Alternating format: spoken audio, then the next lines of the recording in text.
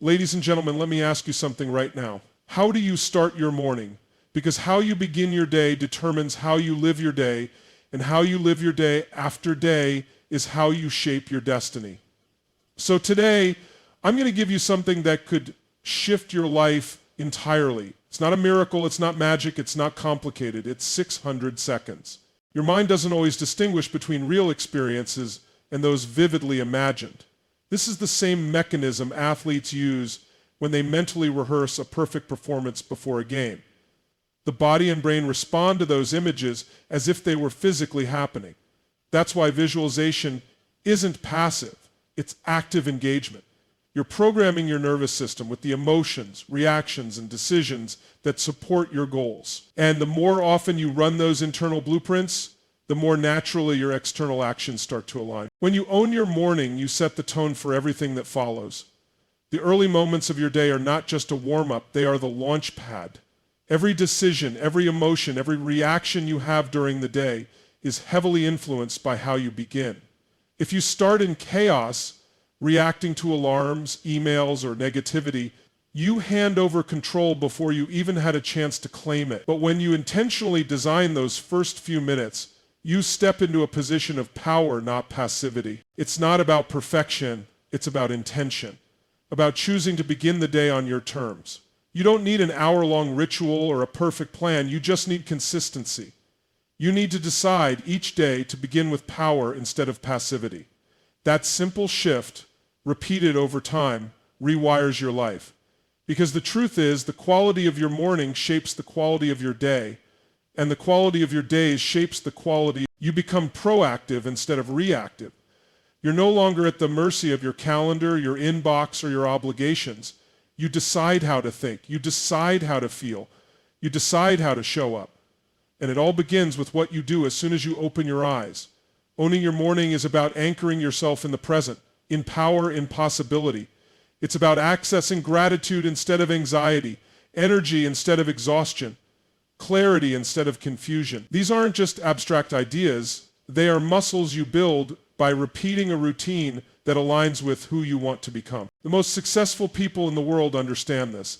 They don't roll out of bed and let life hit them in the face. They create space to focus, to reflect, to prime themselves for action. That space becomes sacred, it becomes non-negotiable. And over time, it becomes a habit that fuels every other habit. When you win the morning, you start stacking wins, you make better decisions, you communicate more effectively, you perform at a higher level, you feel stronger, clearer, more in control. That one choice to own your morning creates a ripple effect that impacts your entire life. Owning your morning means showing up with intention. It means making the conscious choice to lead yourself before the world starts demanding your attention. Whether it's 5 minutes or 50, what matters is that you command those moments deliberately. You don't check your phone and scroll through noise. You check in with yourself. You don't let stress seep in with the news or emails. You build your mental fortress before stepping into battle. The world is going to test you today. Your mindset, your patience, your resilience. That's a given. But if you've already centered yourself, already elevated your emotional and physical state, you're not just reacting to life, you're directing it. Gratitude is not just a feel-good emotion, it's a powerful psychological tool that can transform the way your brain processes the world. When you begin your day rooted in gratitude, you shift your mental state from one of scarcity to one of abundance. This change is not symbolic, it's neurological. Your brain is constantly scanning for threats, problems, and unmet needs. It's wired for survival, not happiness. But when you deliberately choose to focus on what's already good, what's already working, and what you're already blessed with, you override that primal programming and access a higher level of consciousness, one that is clear, grounded, and powerful. Starting the morning with gratitude is like setting the thermostat for your mind. It stabilizes your emotional temperature, so you're not swayed by minor frustrations or setbacks. It trains you to look for solutions rather than obsess over problems. When you're in a grateful state, stress loses its grip, fear loses its voice. Your mind becomes fertile ground for creativity, confidence, and decisiveness. You begin to operate from a place of strength rather than from anxiety or doubt. This is why gratitude is not a luxury, it's a discipline. A daily act of defiance against negativity and distraction. It sharpens your vision, opens your heart, and strengthens your spirit. And it starts with a decision to stop waiting for life to impress you and start appreciating the life you already have. Gratitude also dissolves ego. It brings you into alignment with reality. It reminds you that you are not entitled to anything, but are gifted everything. From your breath to your opportunities, every part of your life becomes a reason to rise and give. And when you lead from that place, when you begin your day rooted in that perspective, your actions become more intentional, your interactions become more generous, and your challenges become more manageable. The act of listing just 3 things you're grateful for each morning can change your entire emotional baseline. That's not opinion, that's science. Studies in neuroscience have shown that consistent gratitude practice increases dopamine and serotonin levels, the very chemicals responsible for happiness and motivation. When your brain starts associating the start of your day with pleasure, appreciation, and peace, you begin to crave the act of waking up. Life no longer feels like something you have to endure, it becomes something you get to experience. Most people wait for something big to be thankful for, a promotion, a win, a moment that stands out. But gratitude is most powerful when it's practiced daily, and especially when it's practiced in the small things, the quiet moments, the breaths you didn't even notice, the people you often take for granted. That's where the transformation happens. Gratitude is a lens, and when you train your eyes to see through it, everything in your life takes on new meaning. You stop chasing fulfillment and realize you already have access to it, right now, in this moment. Movement is one of the most immediate and effective ways to shift your energy and change your emotional state. It is the bridge between your physical body and your mental clarity. When you move your body, you're not just engaging muscles, you're sending a signal to your brain that it's time to wake up, to activate, to engage with life. This isn't just about exercise or fitness. This is about power, about using motion to take control of your inner world before the outside world gets a chance to define it for you. Visualization is one of the most powerful tools available to anyone who wants to achieve success. Not just in theory, but in practice. It's the process of creating vivid, detailed mental images of a desired outcome and experiencing them with all your senses. This isn't daydreaming, it's mental conditioning.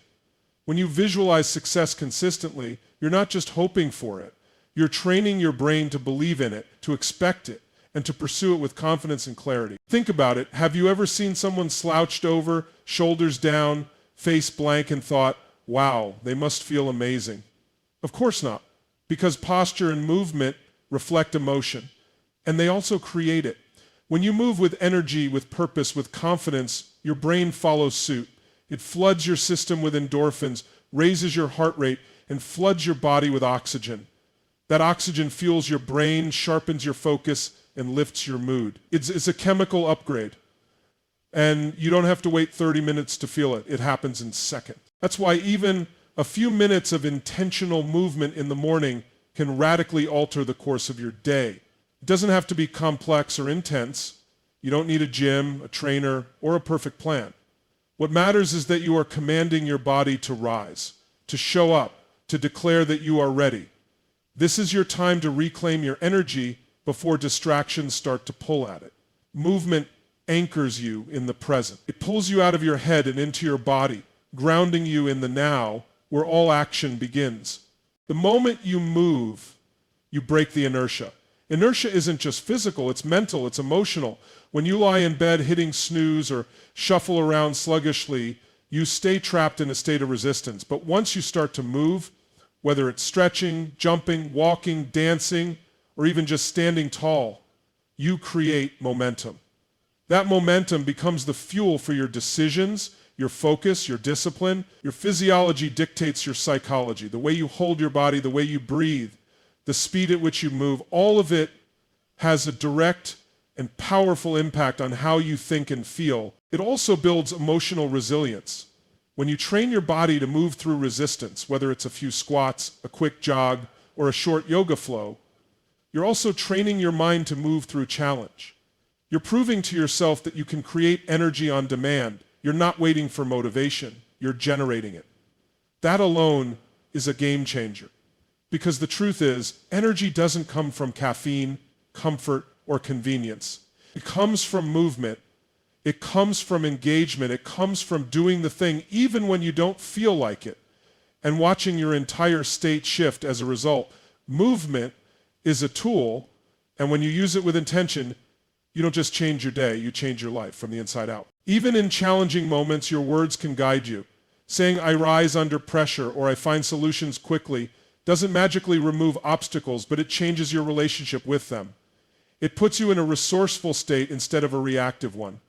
It helps you see possibilities where others only see problems. Your words become tools, ones you can use to build resilience, clarity, and momentum. But visualization isn't just about goals, it's also about identity. When you visualize consistently, you start to shift how you see yourself. You stop identifying with the version of you that's stuck, scared, or doubting. Instead, you start embodying the person who shows up strong, focused, and resilient.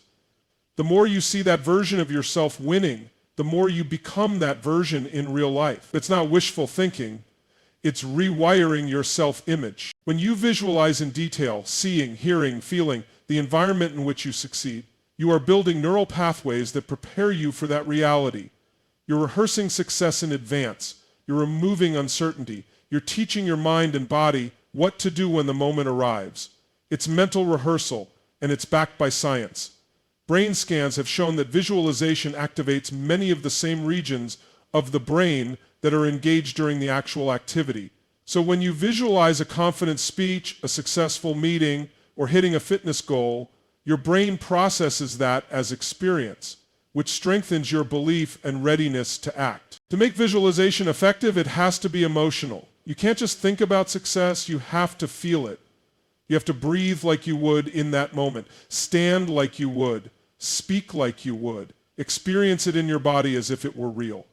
The more emotion you attach to the vision, the stronger the impact on your subconscious mind. Emotion cements the imagery. That's what creates the blueprint your mind returns to again and again. Words carry energy. The way you speak, especially to yourself, has the power to shape your reality. When you speak your power into existence, you are not just using language to describe the world around you, you are using it to declare the world within you. The words you choose on a daily basis reinforce your beliefs, direct your focus, and condition your emotions. And over time, what you consistently say becomes what you unconsciously accept as truth. This practice also sharpens your focus. When you begin each day visualizing what success looks like, you begin to filter your world through that lens. You spot opportunities you might have missed. You approach problems with more creativity. You stay more committed because you're already emotionally invested in the outcome. Visualization becomes a form of internal leadership, directing your thoughts, actions, and energy toward what matters most. It builds belief, and belief, more than anything else, is what drives consistent, courageous action. Speaking your power is not about repeating empty phrases. It's about aligning your language with the version of you that shows up, stands tall, and takes action. It's easy to slip into patterns of negative self-talk. Phrases like, I'm tired, I'm not good enough, or I can't do this, start to seep into our subconscious and shape how we show up. But the moment you interrupt that pattern with deliberate, empowered language, you take back control. You rewrite the script. And tone matters. Saying I am unstoppable in a whisper is not the same as shouting it with conviction. Your body listens. Your nervous system responds. When you speak with strength, your physiology changes. Your posture shifts. Your breathing deepens. You become congruent with your message. This creates coherence between your mind, your body, and your actions. You step into the identity of a person who doesn't just talk about change, they live it. When you wake up and declare, I am focused, I am strong, I am in control of my day, you are sending a direct command to your mind. You are setting a tone, creating a standard, and aligning your identity with your intention. You're not waiting to feel powerful. You're choosing to become powerful by activating it through your words. This is why affirmations, when done with intensity and belief, are more than motivational fluff. They are psychological anchors. They remind you who you are in moments when the world tries to make you forget. The practice of speaking power into existence is a daily decision. It's a ritual of self-leadership. You are choosing to speak from vision, not from circumstance. You are choosing to affirm your ability, your discipline, your direction. And when this becomes a habit, your internal dialogue becomes your internal drive. You start attracting experiences that align with your self-declared identity. You make decisions faster. You take bolder actions. Because when your words are clear and powerful, your life begins to follow suit. The language you use is the energy you live in. Speak like the person you want to become, and you begin to embody that person. One declaration at a time.